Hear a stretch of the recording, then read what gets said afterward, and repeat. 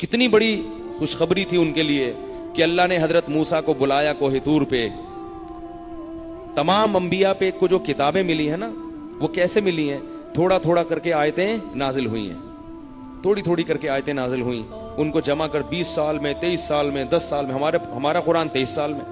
اللہ نے بنی اسرائیل کو ایک نعمت یہ دی کہ بھئی تم تو پہلے ہی اتنے لٹے پٹے, اب جو ہے نا ظلم سہتے سہتے نسلیں تمہاری گزر گئیں, اب میں تمہیں لکھی ہوئی کتاب, پوری کتاب ایک ہی وقت میں نازل کر کے دے دوں گا. کتنا بڑا احسان تھا. پوری تختیاں تمہیں ملیں گی, اللہ کا قانون اس میں لکھا ہوا ہوگا, اور اس کتاب کو پڑھو اور اس پر عمل کرو اور اپنے ملک میں اس کو نافذ کرو. تو پھر اللہ تعالیٰ نے موسیٰ علیہ السلام کو بلایا کوہ طور پہ کہ آؤ مجھ سے ہم کلام ہو اور میں تمہیں کتاب دوں گا. حضرت موسیٰ علیہ السلام کتاب لینے گئے. پیچھے ایک عامل تھا سامری, حقیقت بتا رہا ہوں, دیکھ لیں قرآن میں, جادوگر تھا. تو یہ جادو کا مطلب شعبدے بازی, یہی کچھ نہ کچھ دکھاتے رہتے ہیں. تو ایک بنی اسرائیل میں تھا, اس کا نام کیا تھا؟ سامری. اس نے کیا کیا کہ بنی اسرائیل کی مدد کے لیے جبریل علیہ السلام آسمان سے اترے تھے نا, تو حضرت جبریل بھی گھوڑے پہ بیٹھے ہوئے تھے, بنی اسرائیل کے ساتھ ساتھ جا رہے تھے. تو اس نے دیکھا کہ جبریل علیہ السلام کے گھوڑے کے پاؤں جہاں جہاں لگے ہیں اس مٹی میں کوئی خاص بات ہے, برکت ہے اس مٹی میں, ایک اللہ کے مقرب فرشتے تھے. اور اوپر سے فرعونیوں کا زیور بہت مال غنیمت میں ملا ان کو. وہ دریا میں جو ڈوبے ہیں ان کے مرد بھی ان کی عورتیں بھی, وہ زیور اتنا, وہ تو شاہی خاندان کے لوگ تھے, ظاہر ہے کتنا زیور ہوگا. بنی اسرائیل نے تو بیچاروں نے تو کبھی ایک انگوٹھی بھی نہیں دیکھی ہوگی. تو اس نے وہ سارا زیور جمع کر لیا. اب جب زیور جمع کیا اور وہ مٹی وہاں سے لی تو کچھ ایسا اس نے ٹوپی ڈرامہ کیا, بنایا اس نے گائے, بچڑا بنایا. اب گائے کا تقدس ان لوگوں میں تھا کیونکہ نجات تو مل گئی ان کو, لیکن ظاہر ہے پرانے جس قوم, جیسے ہم لوگ ہندوستان سے پاکستان الگ ہو گیا, ہمارا کلچر ہندوؤں سے مختلف ہو گیا, ہمارا ایک نیا قانون آ گیا, پاکستان کا ایک نیا آئین آ گیا, سب کچھ چینج ہو گیا. ہندوؤں کی آبادی وہاں چلی گئی, ہم یہاں آ گئے, مگر جراثیم ختم نہیں ہوئے. وہی بارات, وہی جہیز, حالانکہ ہمارا مذہب اس کی اجازت نہیں دیتا.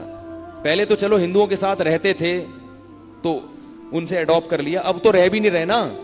دادا پردادا ہمارے کہیں رہتے ہوں گے, میرے ابا بھی نہیں رہتے تھے, وہ بھی ادھر ہی کے تھے, ہجرت کر کے آ گئے تھے بہت پہلے وہاں سے.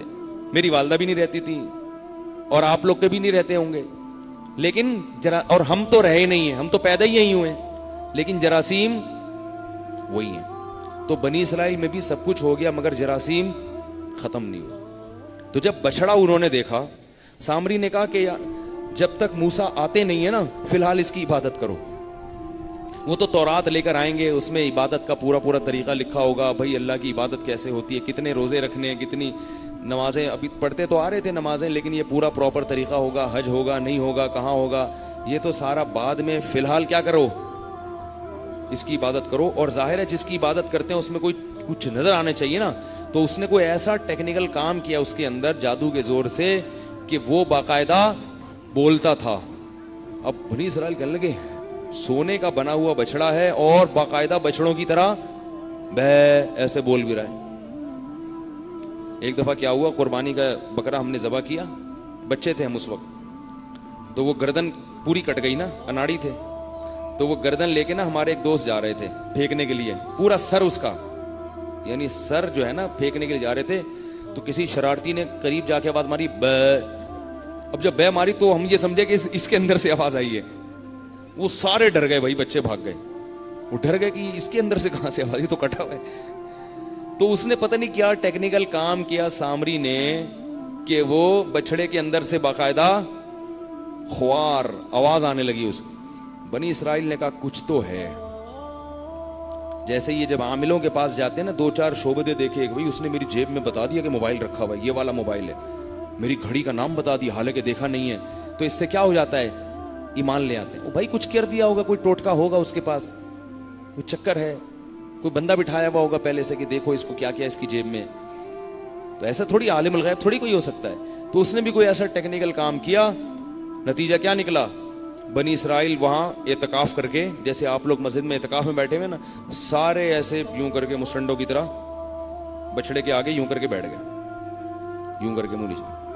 اب ہارون علیہ السلام کو بڑا غصہ آیا، کیونکہ حضرت موسیٰ حضرت ہارون کو پیچھے چھوڑ کر گئے تھے کہ اس قوم کو کا خیال کرنا، اس کو غلط حرکتوں میں نہ جانے دینا، کیونکہ جانتے تھے بڑے نالائق لوگ ہیں۔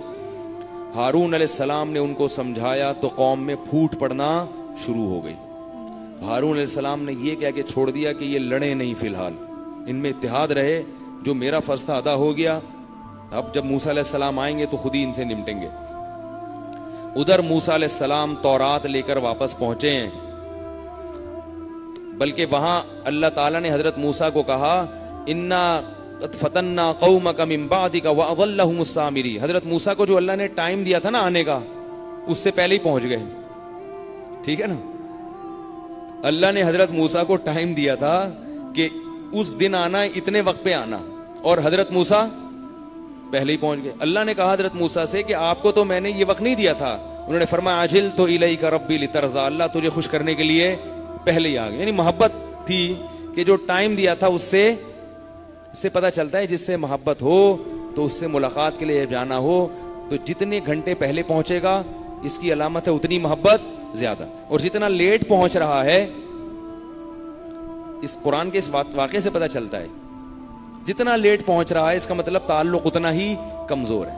آپ دیکھ لیں اگر کسی سے سیٹنگ ویٹنگ اللہ نہ کرے چل رہی ہو، احتیاطاً 1 گھنٹہ پہلے جا کے بیٹھ جاتے ہیں پارک میں، یا ٹریفک جیم بھی ہو سکتا ہے، کوئی مسئلہ بھی ہو سکتا ہے، اور نماز میں بالکل آخری وقت میں جب اللہ کا دربار لگتا ہے تو بالکل آخری ٹائم پہ اتنا سستی سے آتے ہیں۔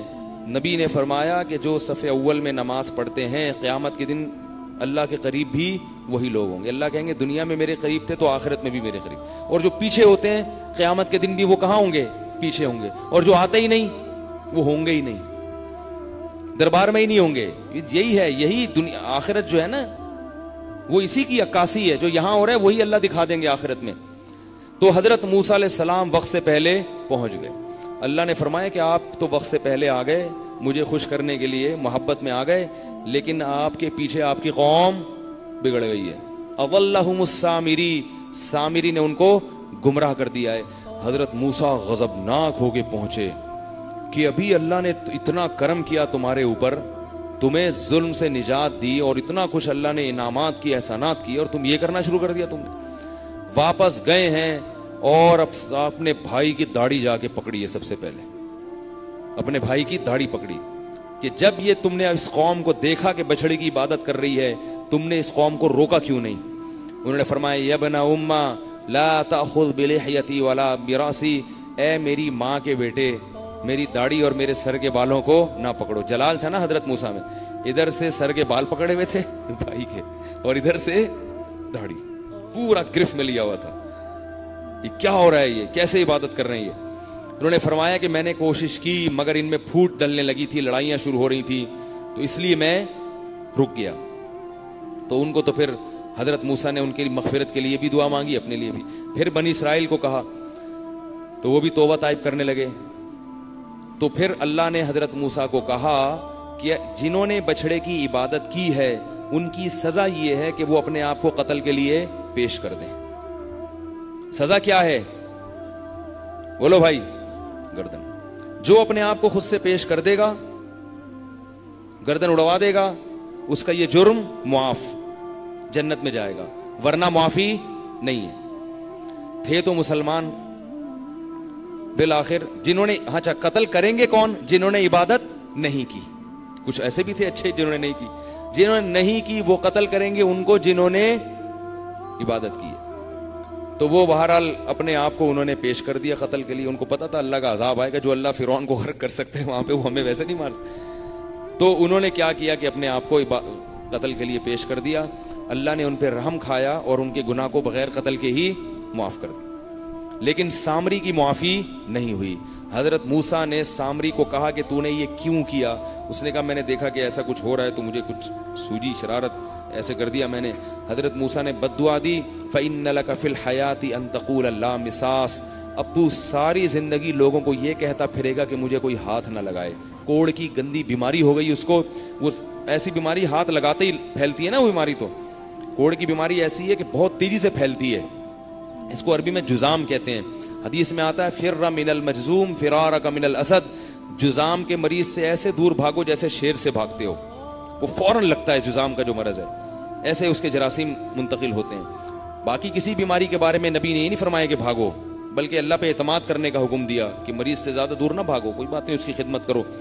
لیکن جزام کے بارے میں فرمایا تو اس کو ایسی بیماری ہو گئی کہ بس وہ لوگوں سے کہتا پھرتا تھا کوئی میرے قریب نہ آئے. فرمایا وَإِنَّ لَكَ مَوْعِدًا لَن تُخْلَفَ, یہ تو دنیا کا عذاب ہے اور موت کے بعد کا عذاب تیرا لیے اس سے زیادہ ہے جس کا میں تجھ سے وعدہ کر رہا ہوں. یعنی اس کو بددعا دے دی حضرت موسیٰ علیہ السلام نے, اور بتایا وَانظُرْ إِلَىٰ إِلَٰهِكَ الَّذِي. آخری بات کر کے اپنی بات سن, پھر یہ واقعہ میں مزید کل انشاءاللہ بیان کروں گا. کل ختم قرآن بھی ہے تو دیکھوں گا یہی موضوع کرنا ہے یا ختم قرآن کی مناسبت سے موضوع تبدیل کرتا ہوں.